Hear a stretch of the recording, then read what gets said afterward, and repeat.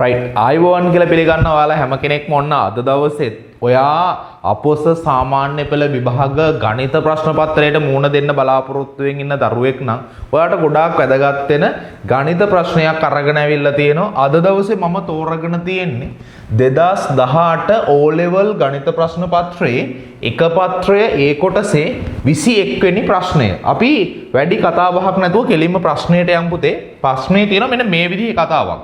පළමුවන පදය 8ද පොදු අනුපාතය 2ද වූ ගුණෝත්තර ශ්‍රේණියේ 7 වන පදය දෙකෙහි බලයක් ලෙස ලියන්න කියලා තමයි තියෙන්නේ. මේක ගුණෝත්තර ශ්‍රේණිය ඇසුරෙන් තියෙන ප්‍රශ්නයක්. ගුණෝත්තර ශ්‍රේණිය ඇසුරෙන් තියෙන ප්‍රශ්නයක් බලමු. මේකේ දීලා තියෙනවා පළවෙනි පදය. පළමු පදය A 8යි කියලා දීලා තියෙනවා.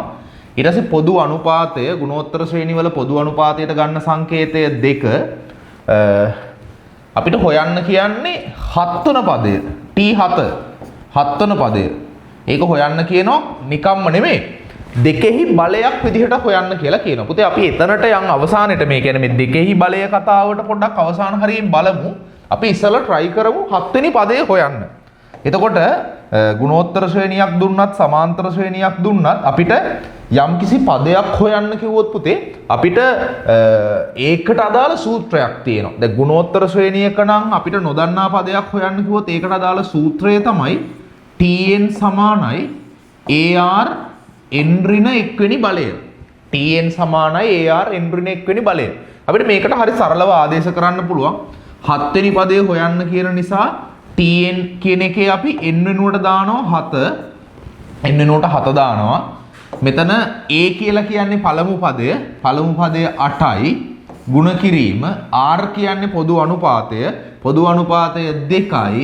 දෙකේ n ඍණ 1 වෙනි බලය මෙහෙම තියෙන්නේ. n ඍණ 1. ඒතර මෙතන n වෙනුවට අපි දාන්න ඕන 7.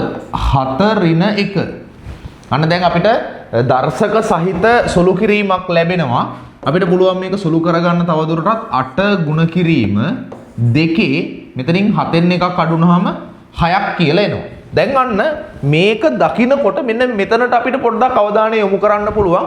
අපිට කියන්නේ මේ 7 වෙනි පදය T7 කියන එක දෙකේ පාදයේ බලයක් විදිහට නැත්නම් දෙකෙහි බලයක් විදිහට දක්වන්න කියලායි කියන්නේ. එතකොට දැනටම අපිට පේනවා මේ උත්තරෙන් එක කොටසක් දෙකේ බලයක් විදිහට තියෙනවා. දෙකේ 6 වෙනි බලය කියලා. අපිට යම් හැකියාවක් ලැබුණොත් මේ අනෙක් කොටසත් දෙකේ බලයක් විදිහටම ලියා ගන්න. ඒ දෙක ಗುಣ කරනකොට දර්ශක එකතු වෙනවනේ. කියන්නේ දර්ශක නීතියක් තියෙනවා සමාන පාද සහිත බල ಗುಣ වීමේදී ඒවායේ දර්ශක එකතු වේ කියලා. එතකොට අපි 8 කියන එක හැමෝම දන්නවා දෙකේ කීවෙනි බලයද කියන එක දෙකේ 3 වෙනි බලය. මෙතනින් තියෙනවා දෙකේ 6 වෙනි බලය.